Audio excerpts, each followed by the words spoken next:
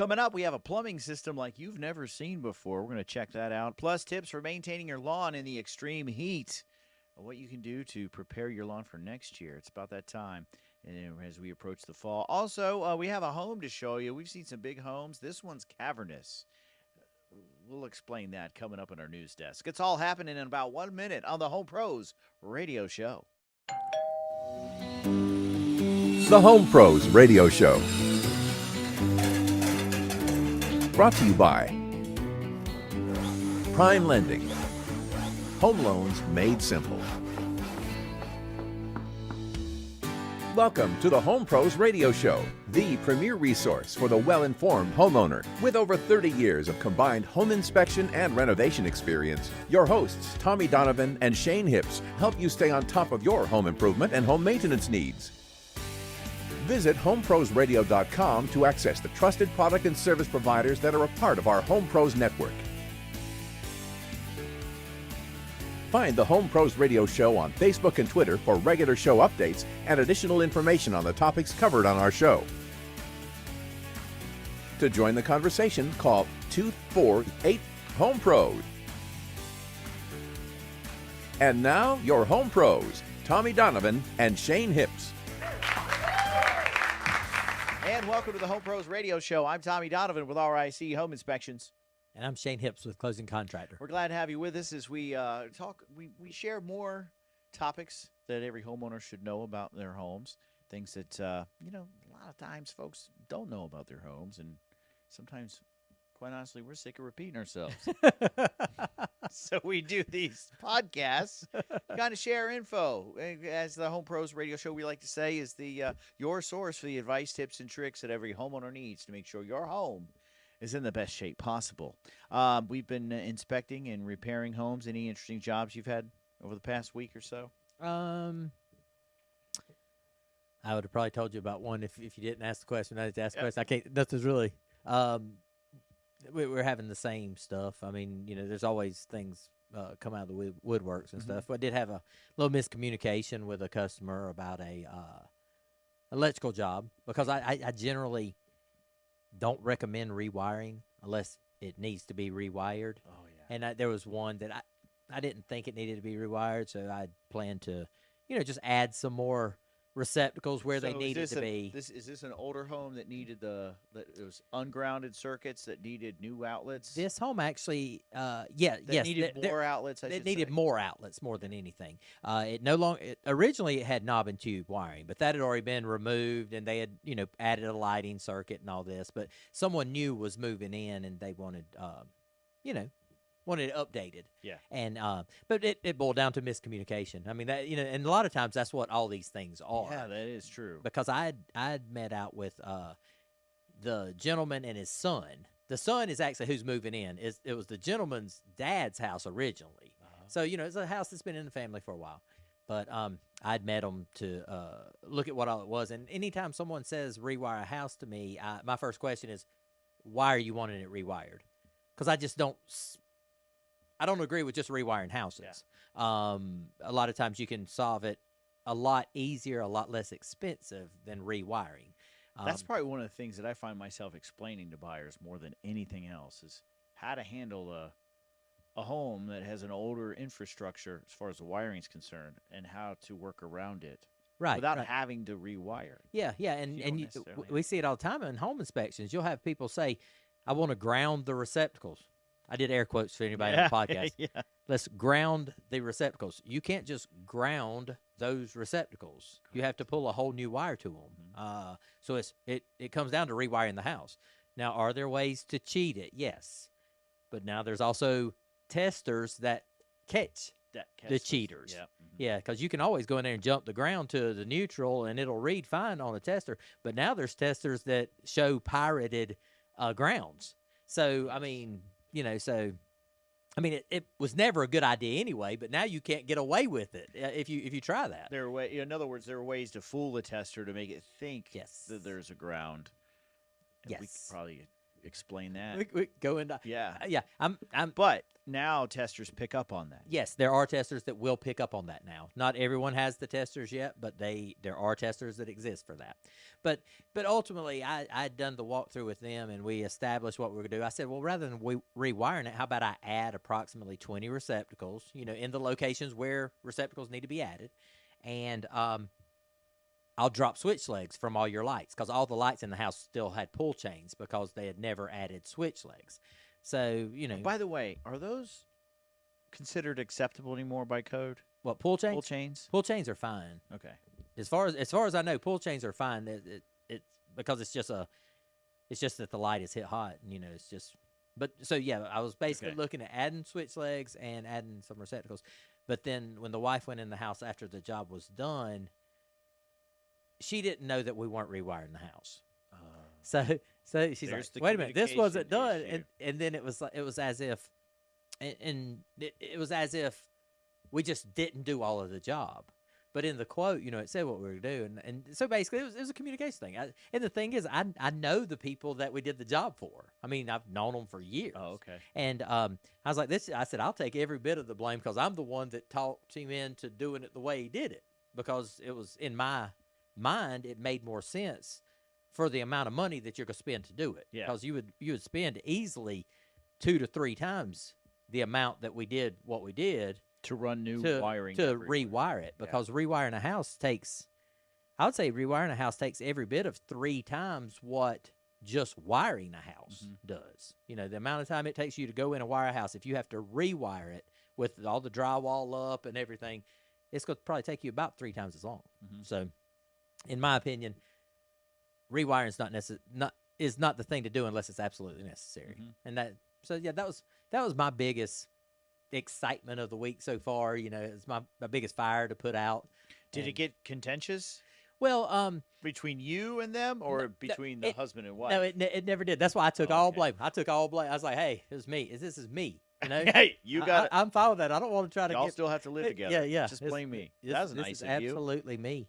No, they wanted us to stop on the job until I was out there to discuss what all had been done. And everything. So that was really the only thing. What year? When was the house built? Oh gosh, early 19 or possibly 1800s. Oh, it's that old. Oh, it's old. Wow, it's old. That was before electricity. An old farmhouse. Yes. Yeah, it had it had knob and tube. That's why it had the knob and tube in the because originally it wouldn't have had any receptacles. It would have just had lights.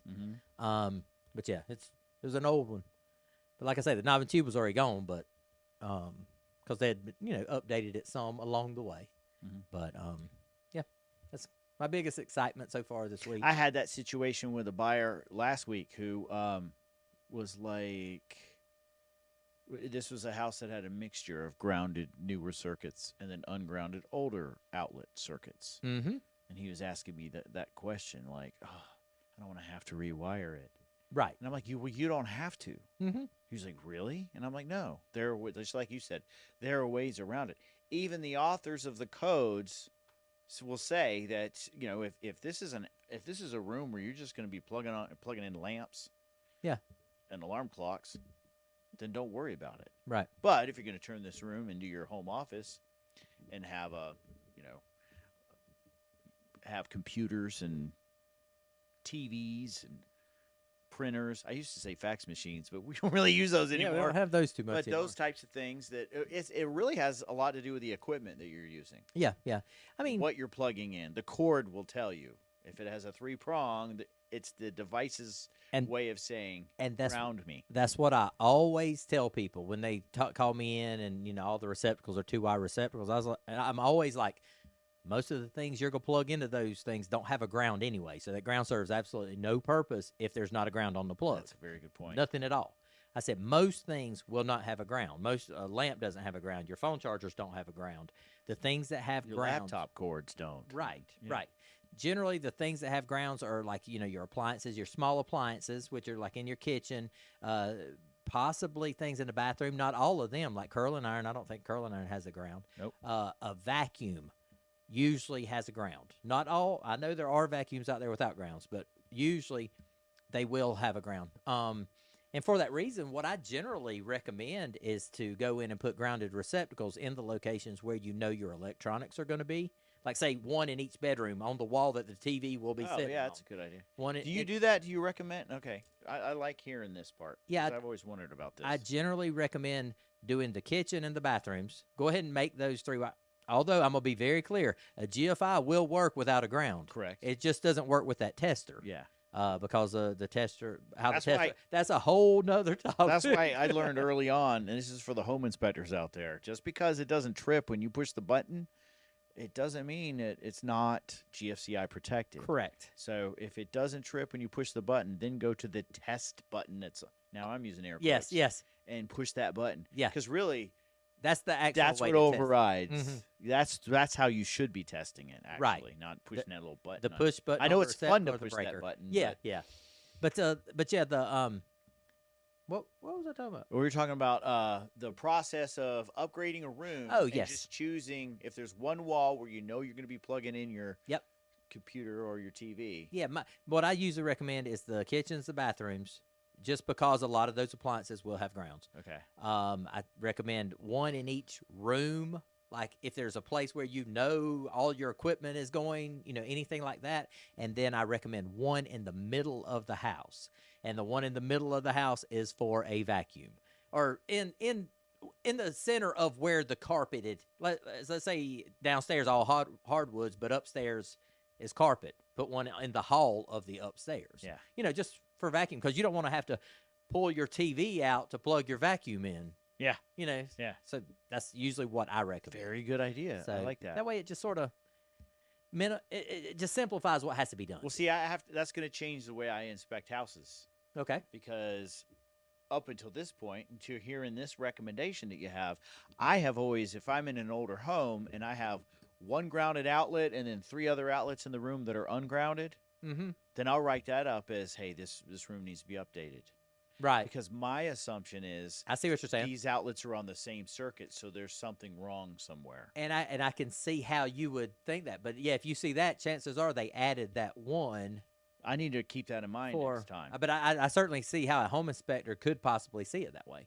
But yeah, I'm just not a big fan of rewiring because there's just so much that has to go into it. I mean, if a house, don't get me wrong, if everything in the house is flickering all the time and, all the receptacles look about burn up and all, okay, might be a good idea. At a minimum, you need to take all those devices out and tighten up all your connections and, all that. But I'm just not a big advocate of rewiring when wires don't move. A wire in a wall, it's not like it's a motor or something where it's moving, rubbing its insulation off or anything. Yes. It's just there. Once it's there, it's fine. I have a question. We do have a question from the. Because there are so many outlets that get changed from a 2 to a 3. Can you assume that was done by the homeowner then? That's what I would assume. Yeah. That's generally Are the you talking homeowner. about just the receptacle itself, as opposed to the wiring? It's an open ground, basically. Yeah. There is What homeowners do is they have the inconvenient, like I was talking about the vacuum just a minute ago. It's inconvenient whenever you have something that has a ground to have to find the little adapter or a whatever. So what they do is they just go in and put grounded receptacles in all of them. Now they don't have. Now they can plug whatever in. It doesn't make a difference in the world to them. I can plug it in. I don't care if the ground's there. But the thing is, now you're against code because now it's misleading. You're letting somebody think that it's a ground, but it doesn't have a ground. It's perfectly legal to put. I mean, you can still go to the big box stores and buy 2-wire receptacles right now, and they look pretty much just like a regular receptacle. It just doesn't have the hole in the where the ground is. I mean, it would blend right in. It looks perfectly fine, but people, just go get the grounded receptacles, put them in, and say, okay, it's not grounded, but they're going against code when they do that because now they've made it illegal. Misleading the user to think that it's safe. So now, and we always have to, and I always give the option whenever I'm on the seller side of this, I always give the option to go in and replace it with 2-wire receptacles. A lot of home inspectors say go replace it with GFI receptacles, and you can replace it with a GFI receptacle. That is legal. but you can also just put a 2-wire receptacle in it. We've covered this on the show before, and I think it's been years, but I think we're probably due to do it again. It's because we did kind of a check down and listed them as far as if you're upgrading if you're going to address a two-prong or an ungrounded electrical system, there's a series of fixes. Just like you said, you can rewire the circuit. That's the most labor intensive. You could install a GFCI receptacle. You could just switch them back to two-prong receptacles. Right. Or in some cases, you can leave them as is, ungrounded, but label those outlets that are ungrounded. Right. You know, all the different ways as far as we talk about pros and cons a lot on the show, as far as the most expensive to least expensive, the safest to least safest. Right. And maybe we should revisit that. Yeah, and I'm going to point out one quick thing because I know we have to go to break in a second. Another thing is if you are the seller and you go to the buyer and say, okay, I'm going to go in and put 2-wire receptacles in all these, a lot of the time the buyer will say, don't worry about it, just leave it like it is, because they don't want to deal with the inconvenience factor of having to find the adapter or whatever either. Yeah. I've had that happen many times, is just say, okay, you can give them the option of you changing them all to 2-wire receptacles, but then once the seller's agent goes back to the buyer's agent and says it, they talk to their client, it ends up, I'll just leave it. We'll just leave it like it is, ungrounded, because they would rather just have that convenience. Yeah. If they're not going to go in and rewire it, they're going to go for the rewire. Yeah, how about we rewire it? But then once you find out the price and they don't agree to do it, okay, just leave the 3-wire receptacles in there. Yeah. That happens a lot of times. Things like I see that with a lot of different things that are reported on, along with GFCI upgrades and things like that. Mm-hmm. We should go through over a list of those too. All right, we're gonna have to take a break. When we come back, we're gonna take a visit. We're gonna check out our photo from the field for this week. It's a plumbing issue, not an issue, but it's an interesting plumbing configuration. Plus, since we're on the topic of water, we're gonna follow up on our last night's discussion about lawns and what we can do to ensure that your lawn is in good shape as we end out the hottest part of the year. That's all coming up after this quick break on the Home Pros Radio Show.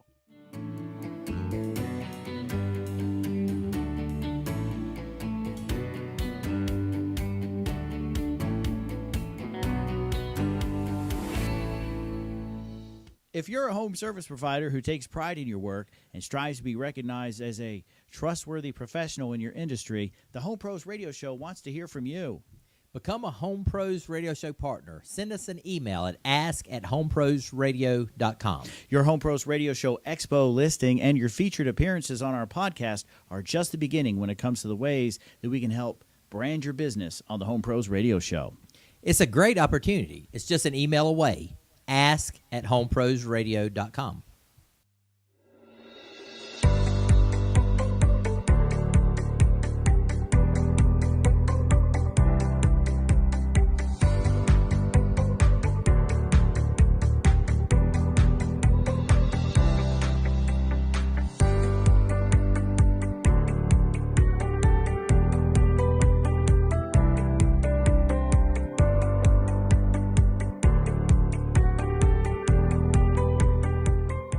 One of the Home Pros Radio Show partners that makes this show possible is Carolina Heating Service. We'd like to invite you to give them a call. They are a near-you company. And when your heating and air system breaks down, it usually happens right when you need it, does it not? Oh, yeah. It's always the worst times. And that's why Carolina Heating Service came up with the Carolina Comfort Club, where there are 2 ways to be a member. You have the Comfort Plan and the Comfort Plus Plan. Whichever plan you have, they'll come out to your house at least a couple times a year and make sure everything's running right. At the start of the heating season, at the start of the cooling season, to make sure that you're not hit with any of those inconvenient situations that could pop up with your heating and air system. So give them a call. Here's the number. It's 800-261-0359. You can also find them online at carolinaheating.com. It's Carolina Heating Service. They're a near-you company. Thank you for watching the Home Pros Radio Show. And, of course, our show is brought to you from the studios of Prime Lending. It's our Prime Lending studio, right? They're the big title sponsor. Yeah, and all of this talk about building and maintaining your home doesn't mean much if you don't have the funding to make it happen. And that's why we like to invite you to call Prime Lending. They got offices all around the country for you, but if you're right here in the South Carolina area, give Mark Hawkins a call. Here's his number. It's 864-349-0160. When it comes to getting the funding you need, Prime Lending makes the process easy and personal. Websites and 800 numbers, man, they can lend you money, but are they going to sit down with you face-to-face and actually give you the products that you need? Because there's so many options. There's something to be said to be face-to-face with someone instead of just talking to them over the phone or emails or whatever. Yeah, something to be said for that. Absolutely. So give Prime Lending a call if you're remodeling your home, you're purchasing your dream home, or just need a cash-out refinance. That's another option that they can help you out with and sit down with you face-to-face. 864-349-0160. If you're in the upstate South Carolina or South Carolina area, period, give Mark Hawkins a call. And wherever you are in the country, there's a Prime Lending office near you. Of course, with Prime Lending, buying and refinancing your home is simple, fast, and hassle-free. That's it.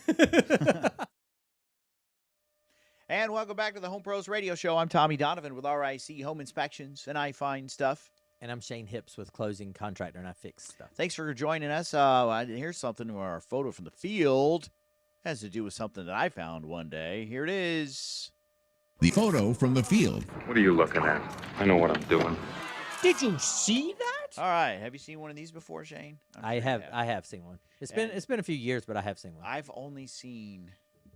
Well, I know of one neighborhood that was done this way. Right. It's down your way. Okay.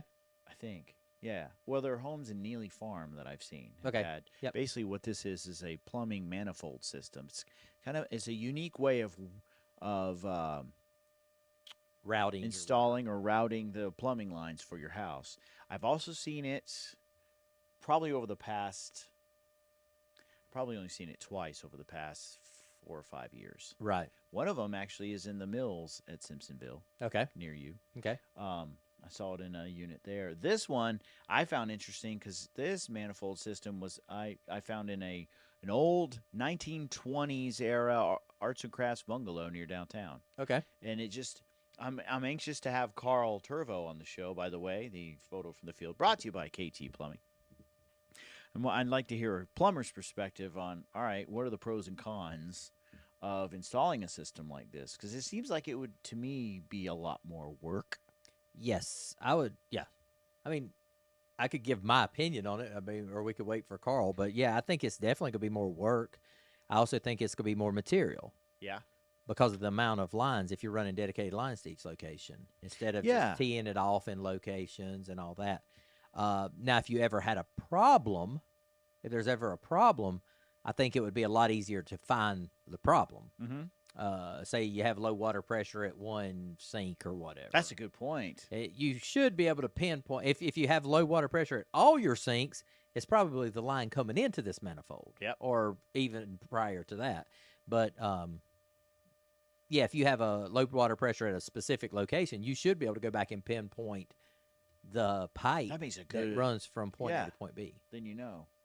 That's what I think. I think your labor is going to go up and your material cost is going to go up to install it. But I think it's going to simplify things if there ever are problems. But I don't know how much it's going to simplify it because I guess that depends on how hard it is to get a new pipe back in. It depends. I didn't even know I said it. Yeah. But yeah, that makes sense. It's kind of like it's just one of those age-old debates. Chicken or egg? Well, no, it's well, when it comes to home improvement, I feel like one of the common themes that pops up when we're talking about different building, different methods of way to do things, is it on the front end more expensive or difficult to install, but in the long run easier to maintain. Right. Usually the trade-off is easier to install or cheaper to install on the front end, but harder to maintain. Right. As time goes on. And one of my arguments I would have towards this is this also gives you another component to maintain. Yeah. Where if it's plumbed, that's one of the questions I have for Carl. Without this, you don't have this. You don't have as many valves or connections to worry about. Yeah, so So basically, what this is, it's kind of set up like I like to think of it as being set up like an electrical panel. It so is. you look at it, and you got your hot on one side, and you're neutral. No, you're cold on the other side, and then you have shutoffs for each one. And if they're properly labeled, it should be easy to identify different aspects of your plumbing system. But I did take some notes on there's a lot of this that's kind of above my head, but basically in a system like this, for those who have never seen one, what you're looking at is it's kind of like an electrical panel, if you want to think about it that way. They'll locate this manifold as close as they can to where your water main is. Mm-hmm. Sometimes it's usually near. I'd say sometimes. The notes that I've researched say it's usually near your water heater. Yeah, it should be, because if not, your water's going to be cooled down by the time it gets to the manifold to go out through the hot. It's just more time for that water to cool down. Or there are certain things that you need with a manifold like this, something to think about for those who are out there inspecting types of systems like this. One of the things that you want is, if you think about it being very similar to an electrical panel, again, you want proper clearances around it. 18 inches of horizontal clearance, 36 inches of vertical clearance, ideally 36 inches of, I would say, now when we're saying horizontal and vertical, I'm thinking of in front of it, right? 18 inches out. I don't know. I'd like to see 36. I know with an electrical panel, it's 36, right? Right. So, but that's kind of what you're looking at. I didn't know this, but there are different types, or certain types of manifolds can be installed. This one's not. This one's secured. Basically, it's secured to plywood. Right. But there are certain ones that fit, like the one that I saw in the mills, the ones that I see installed in the mill in Simpsonville. Right. They're installed in the wall. You can put them between the studs, just like an electrical panel. Okay. So, but there are different types of manifolds, and this is probably a question for Carl or a plumber. Differences between compression manifolds, crimp manifolds, copper sweat manifolds. I guess all these depend. Yeah, that's just all the different ways. Yeah, you said it now. Depend. Types of plumbing lines you use. Yeah, that depends. Yeah, I didn't say it. I stopped. No, I guess that's however you are actually securing or attaching your pipes back to the manifold. That's what you're looking at there. So, interesting thing that I saw as a benefit of a manifold system like this that I read about is that it makes it easier for you to control water pressure to different parts of the house. It says. Well, yeah, that would okay, yeah, because you could throttle down on the valve a little bit, or that does make sense. Yep. And they say that if you have a PEX system, I guess some of these benefits, like this note about the PEX system, I guess is the same as whether you have a manifold or a non-manifold system. PEX systems highly flexible and are more resistant to freezing, but that's regardless of what kind of piping you use. Yeah. But I'm sure we're going to try to get Carl with us on the line next week and see if he can.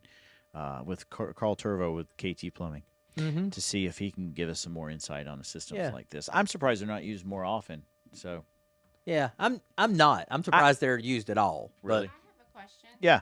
Are these used with radiators too? Ooh, that's a good question. I'm pretty sure my dad. I don't really see radiators that much anymore around in our area, but I feel like I've seen this, but for radiator purposes. yeah. So you have each legs going out to a different radiator in the house. I could see that definitely. That makes sense.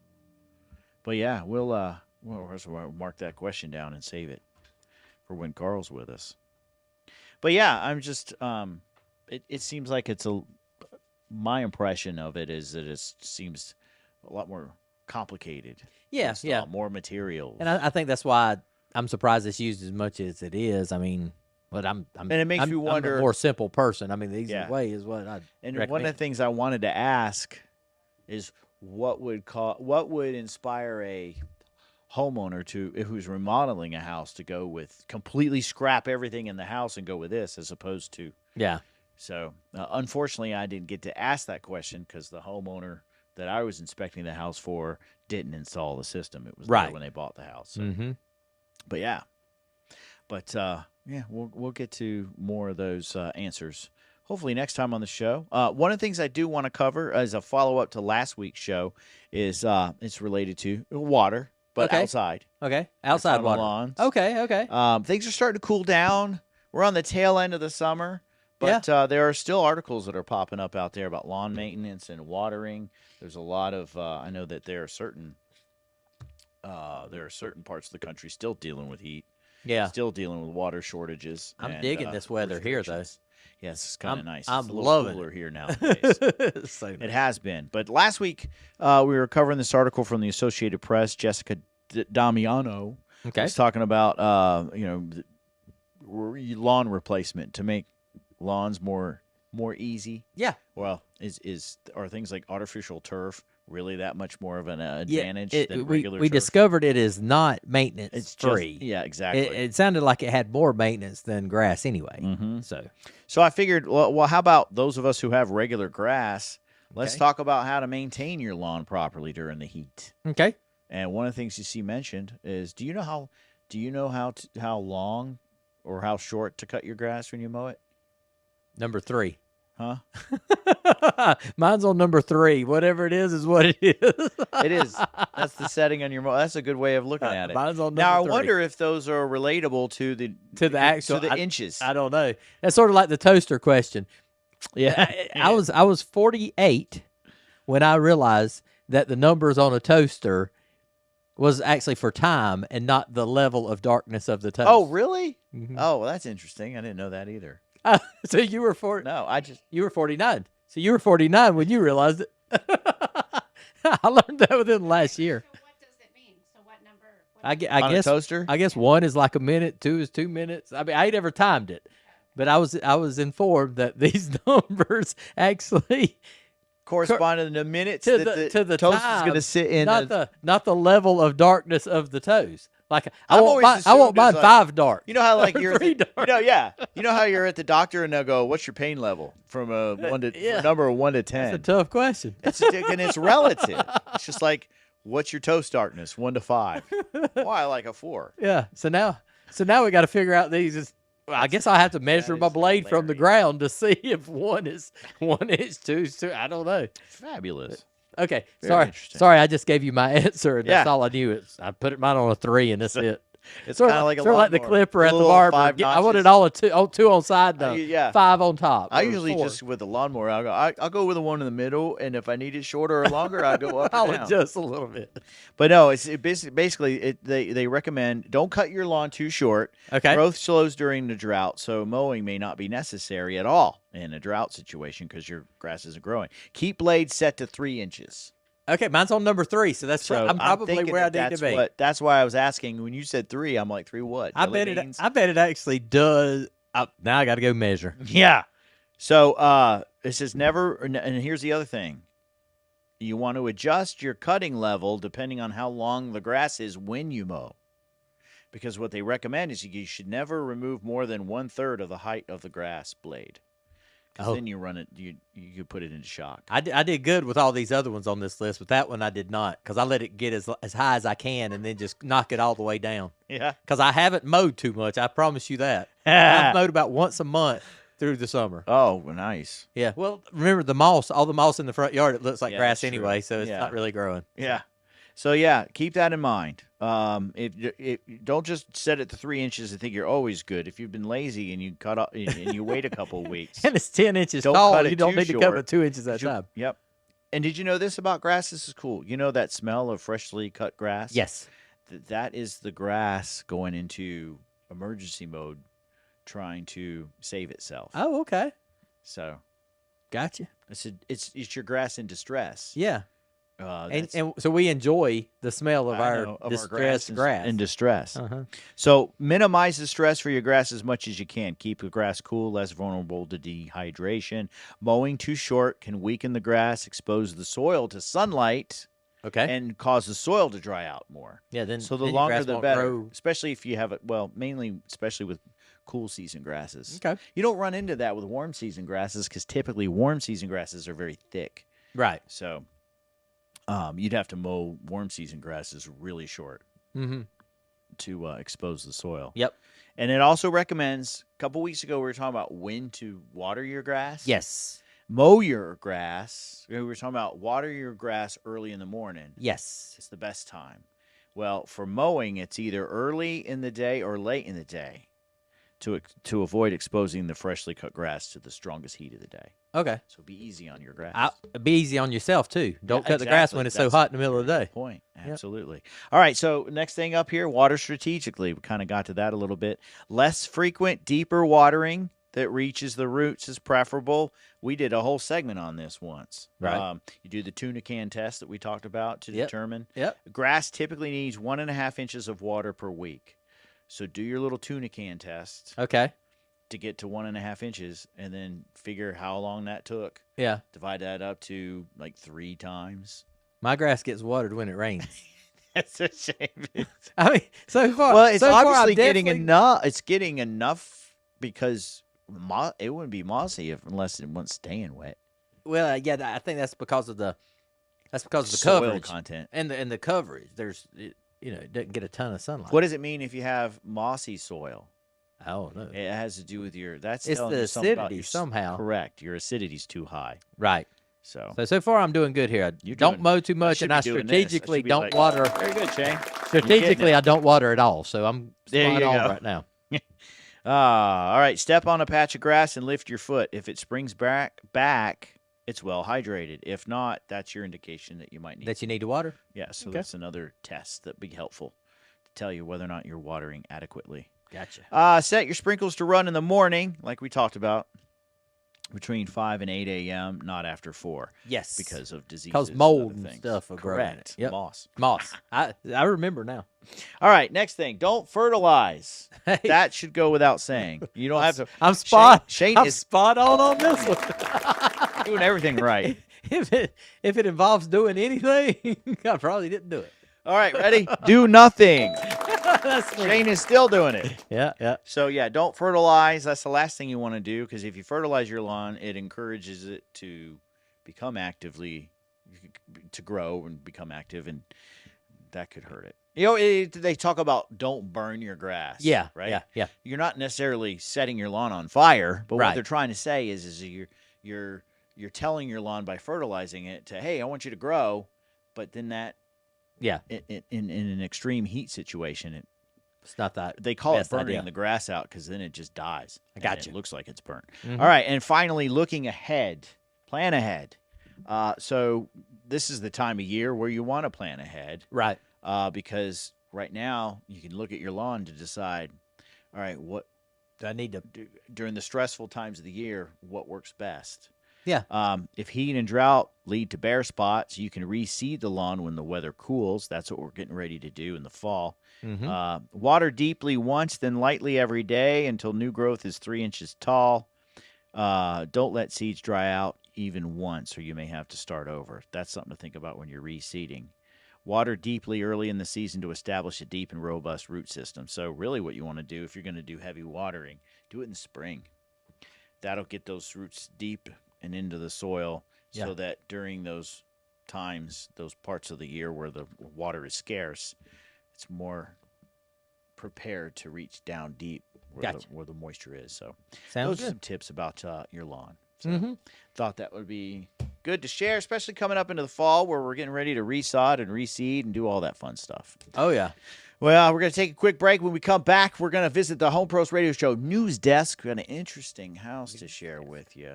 That's it's an adventurous one, especially if you like cave diving. Plus, we have some outages. We're talking about power and water. You never know how much you really enjoy those things until you lose them. Oh, yeah. Yeah. That That's what it takes. when we come back on the Home Pros Radio Show.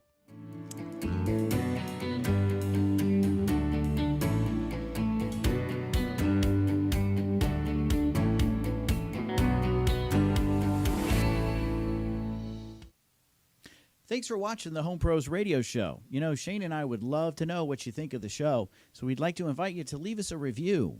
At the Home Pros Radio Show, it's our goal to keep homeowners entertained, inspired, and informed. So let us know how we're doing. Your review helps us ensure that we're including the content you want to hear and that we're reaching out to more homeowners just like you. So click on that review button and tell us what you think. Your relationship with your home is an emotional one. Your home provides a sense of pride for you and your family. Through ongoing training, past experience, and current technology, RIC Home Inspections can provide you with the most reliable and accurate information available so you can enjoy the rewards of your homeownership. Call RIC Home Inspections at 235-5505 or visit us online at richomeinspections.com. That's 235-5505. RIC Home Inspections. Love where you live. The Home Pros Radio Show is brought to you in part by Screen Mobile of the Piedmont. Established in 1982, Screen Mobile National has been around that long, and they're the nation's largest screen installation and repair company. They offer many different options for windows, screens, whether it's a corporate location or even a home residential location. They can bring their mobile units out to you and repair your screens, replace them, or even create a whole outdoor environment that you can use to keep the bugs out with their screens. I've always been impressed with the tent one, the one that keeps you siding from melting, or your neighbor's siding from melting. Yeah, absolutely. And he's saying tint with an I to help cool things down. Yeah, for those of you who are not from South Carolina. Exactly, and that'll protect some of your outdoor building products, like your siding from melting. That's a good point. It's not always a grill. It can be a window. Yeah, that's exactly right. So give Screen Mobile a call. There's a Screen Mobile in your area. You can visit them online at screenmobile.com. If you're in the upstate of South Carolina, call Screen Mobile of the Piedmont, 864-641-7476. Welcome back to the Home Pros Radio Show. Thanks for joining us. I'm Tommy Donovan with RIC Home Inspections. And I'm Shane Hips with Closing Contractor. And it's the Home Pros Radio Show, your source for the advice, tips, and tricks we haven't given that every homeowner needs to call. Here's the phone number. The phone number is 248-466-3776. Hey, shoot us your questions, comments, concerns, anything going on with your house that you're curious about. Let us know. Here, you can shoot us an email at ask@homeprosradio.com or call our comment line. What's the number again? It's 248-466-3776. That's also spells out 248-HOME-PRO. Yep. Yeah, so we've had a lot of questions. We get questions from time to time for folks who have issues with their homes, and we'd love to cover those. We got some folks that have had issues with not only their home, with their homes, with the way they live. It was interrupted, let's just put it that way, in a couple places throughout the country recently, and that's all a part of our news update for this week.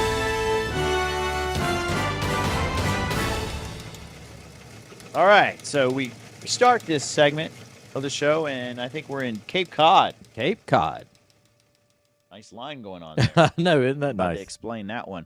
Popular Cape Cod resort of Provincetown declared a sewer emergency, ordering restaurants and other food establishments to close along a section of its bustling waterfront. That could be hard on an area that relies on tourism and things like that. Close all your restaurants and everything? Yeah. Provincetown officials said in a Facebook post that residential property on the affected sewer system must also reduce water use, including flushing toilets only when absolutely necessary. Oh, okay. That's how bad it got. Officials shut down public restrooms, and as you can see in the photo behind us, those of you watching our live feed, they provided portable toilets for the public to use. Yeah. I'd hate to sit in a line like that. I mean, it's hard enough. It's traumatizing enough to use a porta potty, but to know that there's a line of people out there waiting for you to finish. Yes, that's rough. I wouldn't. I mean, if I'm going on a vacation to a concert and I'm expecting it, that's one thing. But if I was on vacation and all of a sudden found out that I had to wait in line for porta potties on. Well, and usually at concerts and festivals, they'll have like a whole bunch of them. Yeah. And then you have a line and people just run to whatever one's open. This one, you have one porta potty and a line of people. Yes. Going, dude, what did this guy eat? And they got the, and they got everything roped off, or they got the barricade. So apparently the line is pretty constant. Right yeah, there. It is. Yeah, they do. Okay. That would not be fun. No, I wouldn't like it. It's a perfect example of the things that you take for granted. Yes. And you don't know how much you appreciate them until they're gone. Mm-hmm. So why the sewer shut down? Well, it was coming during the peak use of their summer season, It was necessary to prevent a public health emergency. Apparently, thunderstorms this week brought larger than normal wastewater volume into the sewer system, causing overflows and damage, causing things to. There was the potential that things could back up. I got you. And we talk about having backflow devices on our plumbing systems to prevent, mixing, drink potable water with gray water, as I guess we would call it. Right. That could be bad. So they had to reduce the flow of water into their sewer system for about 48 hours to make the repairs to get back in the system to normal. So I don't know if they had to open up some drains downstream or something. Here's what I was expecting. We've covered stories in the past about what do they call them? The somethingbergs,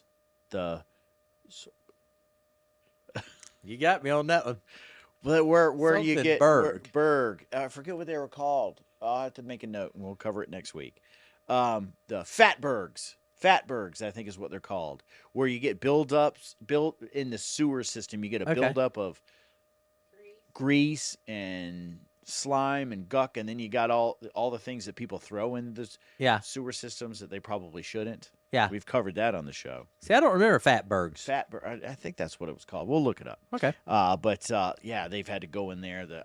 That's one job I could certainly pass on. Yeah, I need to go on a dirty jobs episode and clear that out to make sure the sewer system works properly. Yeah, hopefully it keeps working properly by itself. Not good. So what do you think of that, audience? Oh, yeah, right. Not good. All right, next story. This next story involves a power outage, which, no surprise, we're in California.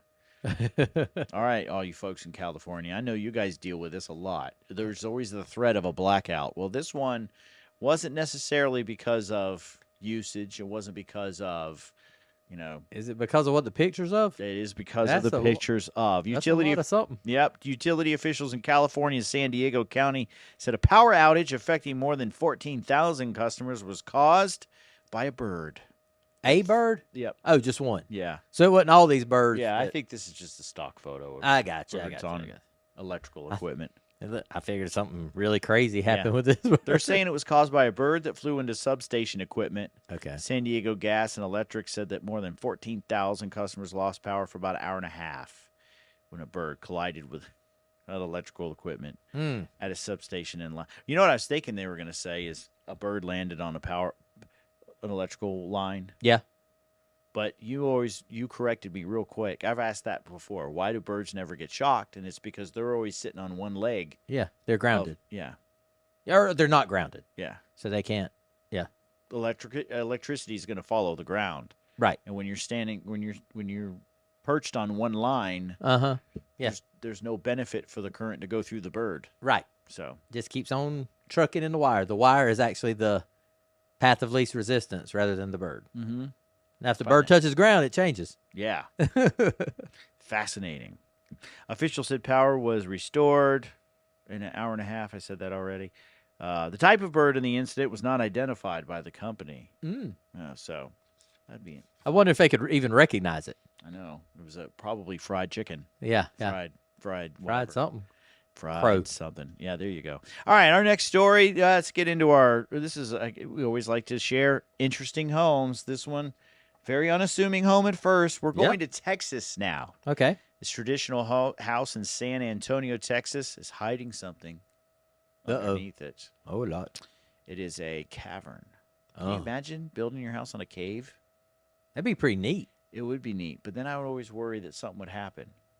Like it could cave in. The house could literally cave fall in the cave. So, yeah, the home is actually, it says is a pending sale. So whoever's buying it, they don't have a problem about it. It was listed for $875,000, 2,700 square feet, 4-bedroom, 3-bath, 4-car garage on a 2.5-acre lot. So there's apparently, I think I have a photo of the nice. See, it's a very normal. It looks like a normal house. Yeah, but it has caverns associated with it. Now, we have this picture of a very vast couple-acre property. So how do you get to the cave? It's basically a set of stairs. You'll find this there's a huge cavern 30 feet below the Earth's surface. So it's way down there. So there's the access. We have a photo of the access. Is that the house up at the top of the hill? That house at the top of the hill. Okay, so there's a deck out in the backyard. Yes. So for those of you who can't see the video, if you listen to the podcast, there's like a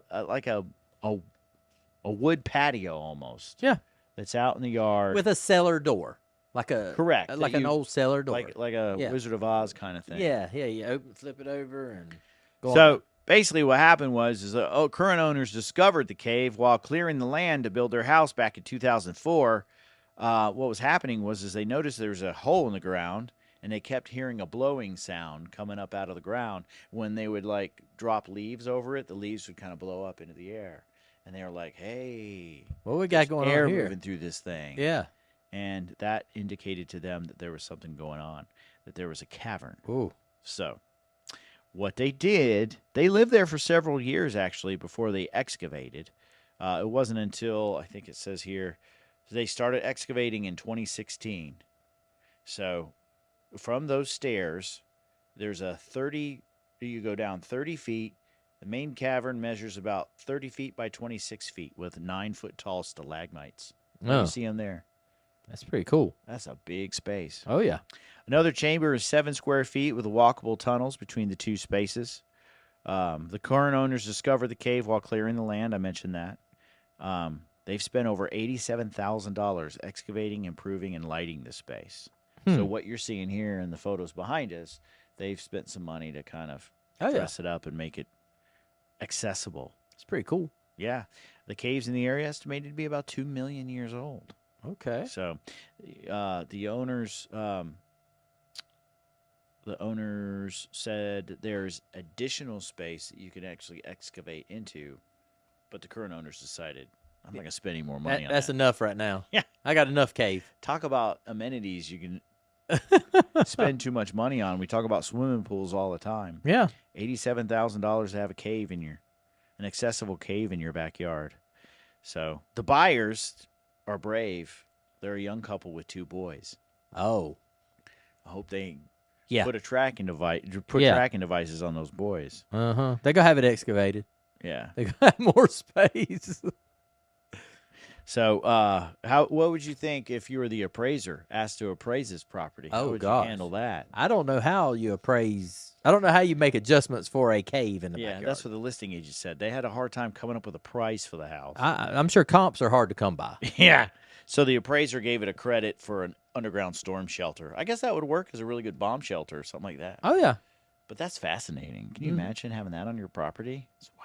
But if I spent $80,000 to excavate this thing, I'd be upset that I'm only getting credit for a storm shelter. I know, right? I'm like, come on, do a little better. Mm-hmm. But yeah. Well, that wraps up our news update for this week on the Home Pros Radio Show. I decided I'd try to steer away from more doom and gloom. Doom and gloom. Like we've been talking for the past couple of weeks about the real estate market. Oh, yeah. And what's going on with builders. And ain't no bears did any crazy stuff this No week? bears. A lot of alligators. I haven't covered alligators. I've skipped the alligator Why'd stories. you skip that? Well, the poor because alligators can't get no attention. I know, Bears getting all of it. Well, we do. Maybe I'll. There'll be an alligator find involved some- next week. Yeah, there have been a lot of alligator stories. Okay. Well, the thing is you get these stories about a homeowner in Florida finds an alligator on their back porch. Well, no, They live in Florida. you live in Florida. But when you have a bear playing on a hammock and it's fun to watch, it's fun to share.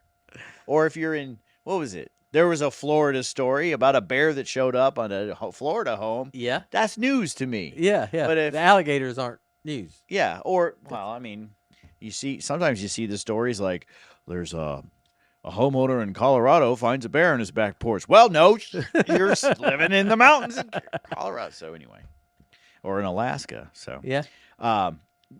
there's nothing to learn there. There's nothing entertaining about that. But speaking of what we learned, here's what we learned on the show today. Gentlemen, let's broaden our minds. Well, you need to. I like this, Shane. You're explaining how if we have an older home with an older electrical system, one of the things we learned is that you don't necessarily have to rewire the house. There are ways around it. Right. And I like your suggestion of just running a grounded outlet. If you don't have grounding protection on your home's electrical system, just run one grounded outlet to each room. That way it ensures that you will have access to a grounded circuit if you need it. Correct. So that's good. And I guess what I learned is that changes the way I'm going to write reports. I need to keep that into consideration if I have a room because that does happen from time to time. With one. We talked about plumbing and the manifold system. It's a system that is very unique. It is very functional. And it's a very interesting way to install a heating system or a plumbing system we talked about how easy it must be easier to troubleshoot just because of its design. I would assume. Yeah. And, we learned about how systems like that are installed a lot like an electrical system, electrical panel, and how we want to keep them near our water main and our water heater just for efficiency reasons. Right. Hopefully we'll get Carl on the show from KT Plumbing to talk about that. Yeah, I would like to hear. I'd like to hear his opinion on them. We also learned how to take care of our lawn, more on caring for our lawn in the extreme heat of the summer. Remember, do not mow. If you're having a hard time with your lawn surviving this summer, make sure you don't mow too short. You want at least 3 inches for a cool season grass like fescue. And you always want to make sure you take off less than a third of the blade. And Shane is good with all of those. Well, not that 1/3 part, because I let it get pretty tall before I knock it down to the 3. Oh, do you? And you go, try to grow back now. You want to mow your we talk about watering our grass. You want to do that early in the day. If you're going to mow your grass, do it early or late. You can get away with either. And the other thing we talked about is planning ahead. This is the time of year, especially with cool season grasses. You're going to be either overseeding or sodding soon. So plan that year out, especially do things like soil testing. We obviously know that your lawn has a lot of acid in it. A lot of acid. You have moss. So that's another thing we learned. High moss content means high acidity, among other things. So that's it for the Home Pros Radio Show for this week. How about our photo from the field for next week? I had this question from a homeowner. Okay. This is one of those questions where it's like easy answer for most of us, but it was a reminder to me that homeowners don't know what a lot of things are in their home or why they're there. So I had a homeowner ask me, why is this pole sitting in the my pole? garage? I was wondering what they were asking about, but yeah. Why is this? What is this for? I don't understand. Is there something that they forgot to install, so they filled it with concrete? Yeah. I love the interpretations that I'll get sometimes. I was like, that's a good way of thinking about it, but no. Yep. We'll cover that and more on next week's show. So make sure you follow us, like us, and share on all of our social media locations out there. Twitter, YouTube, Facebook, all that good stuff. Also, like and share and subscribe to our podcast. We want to keep hearing from you. Send us your questions and any other concerns you have. Ask at homeprosradio.com by email or give us a call. Here's the number. 248-466-3776. Hey, thanks for joining us this week. We'll catch you next week on the Home Pros Radio Show. Thank you for listening to the Home Pros Radio Show. If you have a question for the Home Pros, visit us online at homeprosradio.com, where you can also catch our podcast episodes and learn more about the topics and guests we bring to you each week. The Home Pros Radio Show is made possible by Prime Lending, RIC Home Inspections, Closing Contractor, Radon Recon, and Carolina Heating Service. If you are a trusted service provider in our area and would like to contribute to the show, send us a message through our Contact Us page at homeprosradio.com. Once again, thanks for listening to the Home Pros Radio Show.